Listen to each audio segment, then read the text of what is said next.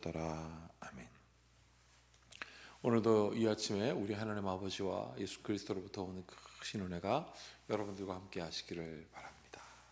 아멘. 여러분, 오늘은 징계와 용서라는 제목을 가지고 함께 같이 말씀을 나누겠습니다.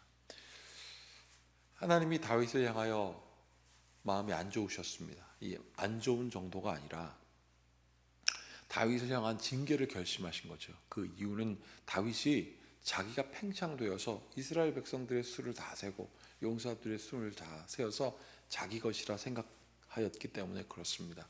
내가 이만큼 많이 소유하였구나, 내가 이만큼 갖게 되었구나. 여러분, 하나님께서 다윗에게 맡긴 백성은 하나님의 백성이지 다윗의 백성이 아니라는 뜻이죠. 그런데 다윗은 그것을 자기 것으로 여겼던 것입니다. 부하들이 말하죠. 왕이시여, 백성의 수를 헤아릴 필요가 없습니다. 하나님께서 원하시면 이 백성을 100배나 더 많게 하실 거라고 말이죠. 그렇게까지도 말했음에도 불구하고 다윗은 백성의 수를 헤아렸습니다. 한마디로 얘기하면 내 것이다 라는 것이죠. 그래서 하나님께서 화나셨습니다. 마음이 다윗을 향한 마음에 합한 마음이 없으셨던 거예요. 내가 그것을 받아들일 수가 없다. 그래서 하나님은 가시라고 하는 선지자에게 보내서 내가 너에게 3가지 재앙을 내릴 것이다 라고 말씀하셨습니다. 그리고 그 3가지 재앙을 중에 하나는 너에게 재앙을 베풀 것이라 하였습니다. 재앙을 내릴 것이라 하셨고, 하나는 가뭄이었고, 2번째는 전염병이었고, 3번째는 다윗이 다른 나라의 왕에게 쫓기는 것이었습니다. 그리고 이 셋 중에 하나가 지금 다윗의 백성들에게 내려진 것이죠. 그것이 바로 이 15절에 있는 이야기입니다. 여호와께서 그 아침부터 정하신 때까지 전염병을 이스라엘 백성에게 내리시니 단에서부터 브엘세바까지 백성의 죽은 자가 7만이다. 단에서 브엘세바까지 다윗은 모든 백성의 수를 세었습니다. 여러분, 그 자기가 센 백성, 그 땅에 있는 백성의 7만 명이 죽게 되었습니다. 여러분, 이것이 바로 징계입니다. 하나님이 다윗의 팽창된 그 마음과 저것 다 내 것이다 라고 말했을 때 하나님은 그 마음이 합하지 않으셨고, 그래서 다윗에게 벌을 내리신 거죠. 징계였습니다. 16절, 천사가 예루살렘 명하여 그의 손을 들어 멸하려 하더니, 자, 여기서 중요한 얘기를 합니다. 이제 예루살렘을 향하여 또 손을 들어 전염병을 퍼지게 하려고 할 때 여호와께서 그 재앙 내리심을 뉘우치사라고 되어 있습니다. 자, 그럼 여기서 뉘우쳤다라고 하는 것은 어떤 의미일까요? 하나님의 마음이 다 담겨져 있습니다. 하지 말 걸 그랬구나. 여러분, 하나님께서 이걸 그 히브리 단어를 찾아보면 후회하다라는 말이 있습니다. 그러면 하나님의 뜻이 완전하지 않다라는 뜻으로 해석되는 게 아닌가라는 생각도 들 수 있어요. 여러분, 이것은 어떤 마음이냐면 부모가 자녀를 혼내고 자녀를 훈계하고 때로는 회초리를 들고, 여러분, 그 다음에 어떻게 됩니까? 여기 이 말씀을 함께 나누는 부모님들 생각해 보십시오. 마음 아픈 거거든요. 안 때리고도, 채찍을 들지 않아도, 회초리를 들지 않아도, 혼내지 않아도 내 자녀들이 회개하고 또는 내 자녀들이 뉘우쳤으면 얼마나 좋을까라는 그 마음이 딱 드는 것입니다. 그래서 하나님께서 그 마음의 안타까움으로 천사에게 손을 내리라 하시죠. 사랑하는 여러분, 오늘 제가 이 말씀을 준비하다 처음에 말씀의 제목은 이렇게 정해봤었습니다. 하나님의 아픈 마음. 그런데 그 제목을 정하고 쭉 말씀 요약을 하다가 다시 생각났습니다. 징계와 용서. 여러분, 징계는요 반드시 필요합니다. 잘못하면 징계 받아야죠. 그리고 그 징계에 따른 그 아픔도 치루어내야 합니다. 그러나 그 징계가 그냥 징계로 머물리면은 징계의 의미는 사라집니다. 징계의 목적은 어디에 있습니까? 죄를 깨닫고 잘못한 것을 뉘우치게 하여 결론은 용서하는 게 징계의 목적이며 그 의미입니다. 그런데 용서가 사라진 징계는 폭력이 될 수 있거든요. 우리가 하나님께서 뉘우치다라는 말은 하나님의 마음이에요. 용서하고 싶은 마음. 내가 때리지 않아도 이 백성들이 깨달았다면, 다윗이 깨달았으면 얼마나 좋았을까라고 하는 하나님의 마음을 고스란히 담아놓은 것이 오늘 뉘우치사라는 말입니다. 그리고 하나님은 깨달은 다윗에게 제사를 드리게 하시죠. 그리고 그렇게 제사를 드린 내용이 바로 18절부터 나옵니다. 이날에 가시 다윗에게 이르러 그에게 아뢰되 올라가서 여부수 사람 아라우나의 타작 마당에서 여호와를 위하여 제단을 쌓으소서, 이렇게 얘기합니다. 그리고 다윗은 이 말대로 제단을 쌓았고 그 제단에서 하나님께 다시 한번 용서를 구합니다. 여러분, 이 용서를 구했다라는 것은 무엇입니까? 하나님께서 다윗에게 내린 징계의 목적이 이루어진 거예요. 그게 바로 제사로 표현된 것입니다. 여러분, 이 제사의 중요한 점, 그리고 예배의 중요한 점이 바로 여기서 드러나는 것입니다. 우리는 예배 드릴 때마다 우리의 죄사함을 고백합니다. 하나님, 우리가 하나님께 알면서 죄 지은 것, 이 자범죄도 하나님께 고백합니다.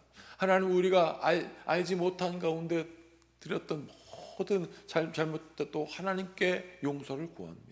하나님, 우리가 선을 행해야 된다는 것 알매도 불구하고 악을 행하였습니다. 우리가 주님 뜻대로 서로 이웃을 사랑하지 못했습니다. 형제를 사랑하지 못했습니다. 이것을 다 고백하는 거죠. 그렇게 예배자의 마음 가운데 든 하나님을 향한 마음으로 나아가면 하나님은 용서해 주시는 거예요. 사랑하는 여러분, 징계의 목적은 용서에 있지, 징계의 목적은 징계 그 자체에 있는 것이 아니라는 말입니다. 오늘 하나님께서도 그렇게 말씀하셨습니다. 성경에 뉘우치사, 이 뉘우치사라는 것은 이렇게 때리지 않아도 깨달았다면 얼마나 좋았을까. 그런데 다윗은 깨닫고 거기서 제사를 드립니다. 자, 21절입니다. 이르되 어찌하여 내 주 왕께서 종에게 임하시나이까 하니 다윗이 이르되 내게서 타작마당을 사서 여호와께 제단을 쌓아 백성에게 내리는 재앙을 그치게 하려 함이다. 그리고 다윗은 그곳에서 제사를 드렸습니다. 바로 25절입니다. 그곳에서 여호와를 위하여 제단을 쌓고 번제와 화목제를 드렸더니 이에 여호와께서 그 땅을 위한 기도를 들으시매 이스라엘에게 내리는 재앙을 그쳤다. 번제와 화목제, 번제는 죄를 태우는 거예요. 죄를 태우는 거예요. 그리고 화목제는 하나님과 화목됨을 감사하여 드리는 제사인 것이죠. 사랑하는 여러분, 우리 가운데 하나님께서 깨닫게 하시는 것이 무엇인지 잘 생각해 보아야 할 것입니다. 하나님께서 주시는 은혜를 우리가 계산하고 그 계산에 맞지 않으면 하나님 왜 나에게 이렇게 하셨습니까? 라고 하나님을 품어서 멀리 떠나가는 것은 하나님의 마음에 합한 것이 아니라는 것을 우리는 분명히 알아야 되는 것이죠. 하나님께 돌아와 번제와 화목제를 드렸다. 그리고 그곳에 예루살렘 성전이 지어졌다라고 전해지고 있습니다. 사랑하는 여러분, 하나님의 임재가 있는 곳에 용서가 있고요, 하나님의 임재가 있는 곳에 회복이 있습니다. 바로 우리가 하나님께 나아가는 예배자의 마음인 거예요. 하나님, 나의 삶 속에 예배를 회복시키시고 나의 삶 속에 하나님께서 주시는 놀라운 은혜를 깨닫게 하여 주셔서 감히 하나님의 은혜를 계산하지 말게 하시고 우리를 깨닫게 하시는 이 모든 견책도 알게 하여 주시고 우리를 깨닫게 하시는 하나님의 결정에 우리가 순종하되 하나님, 우리를 용서해 주시는 하나님을 바라보게 하여 주시옵소서. 이 믿음의 놀라운 은총이 나는 여러분들에게 있기를 축복합니다. 우리의 죄를 우리 스스로 감당할 수 없으니 예수님께서 그 모든 징계를 다 짊어지신 거예요. 그리고 예수님께서 그것을 사하셨습니다. 그래서 징계에는 목적이 있습니다. 바로 죄사함, 용서가 있다는 거예요. 그것을 예수님께서 몸소 보여주셨고 그를 믿는 자는 멸망치 않고 영생을 얻는다는 것을 우리는 분명히 이 말씀을 통하여 깨닫게 되는 것입니다.